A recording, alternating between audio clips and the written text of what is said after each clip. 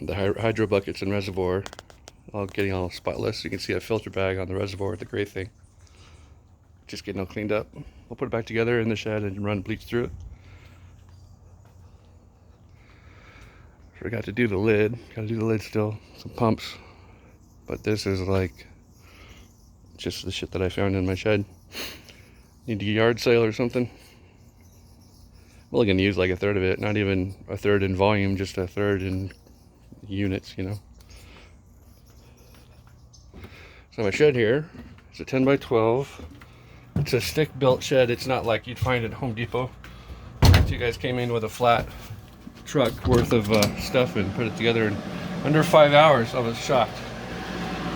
I did all the stuff inside, but they did a good job. So the grow area is 4 by 6. This is it. It's really hard to see without like the scrog in place, which is overhead. That will stay overhead until I'm ready to use it. 2 tubs, one here, one there, 17 gallons each, connected by a 2-inch hose. Another 2-inch hose goes from here to here, and that's where the res will sit. Auto fill straight off the RO.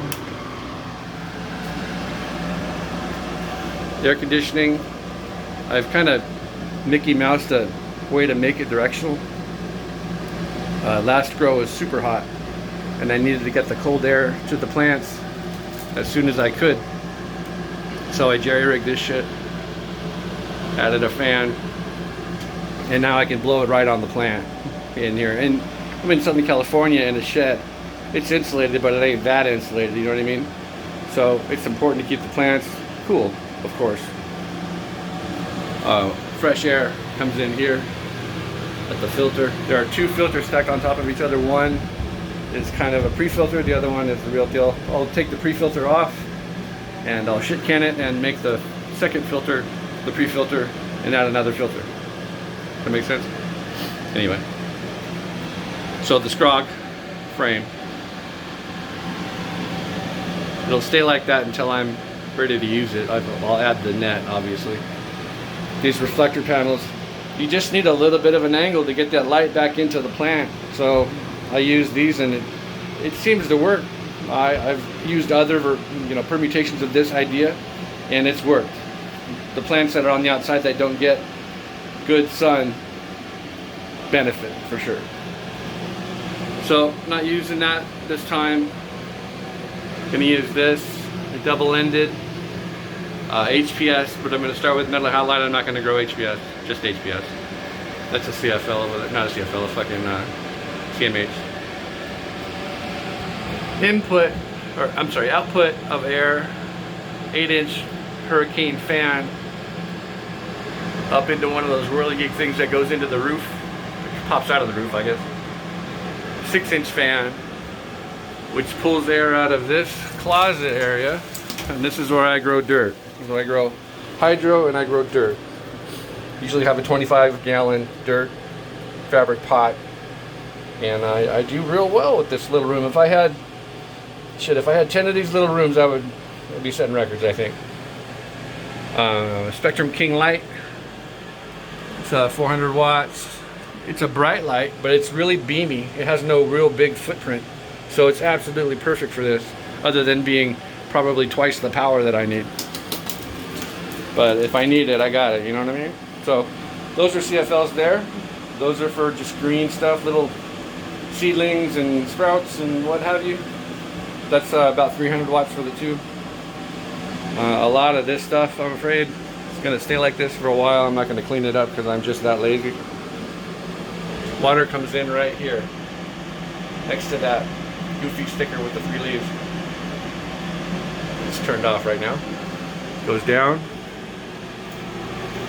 into my RO system. I'll be using the RO system, but it's the membranes are so old, it's really not RO anymore. It is what it is. I just don't have $180 for new membranes. That's what's going on there. So anyway, using a hanometer, and then whatever the hell that is.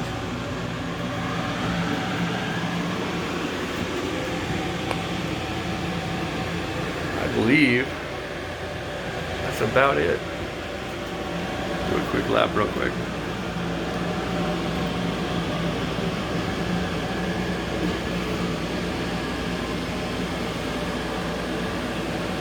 When I wired this thing, I didn't want conduit all over the walls and everything. I didn't want it in the walls either. So what I did was I got two 12 gauge multi, they use them in theater. They're multi outlet, really beefy, 50-foot extension cords. They kick ass. I have two, a black one and a white one. The black one is a 15 amp, the white one is the 20 amp. It looks like a mess, but I don't know. They basically, I think they work real good.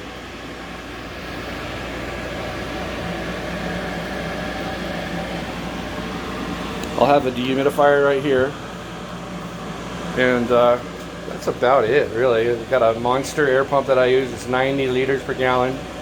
I like a lot of air in my water, and I think it works for me. I like growing big plants, and it definitely helps out there. Using a Rhizoblast. This is Botanicare's version of Rapid Start. I used it last season, but I really didn't see anything special. Rapid Start, when it works, it's absolutely amazing. Using Power SI for silica. I'm a huge fan of silica. I think most of you know that. There's two of them though. Those motherfuckers, they made two different versions of silica for the life of your plant. Got this one here, which is just silica, and then this one here, which makes something different. It's a Power SI Bloom, they call it. So they get you, I mean, one of these bottles is like $45. The little one's like 45 bucks. So they nail you, and that's pretty good. Thankfully, on one of those, the application rate is only, on some instances, 1 milliliter per gallon. So it's next to nothing. This stuff works great too. It's got a bunch of amino acids in it and vitamins, of course. So with that and humic acid, fulvic acid, that works really good for the plant. All right there, ladies and germs. It's been real.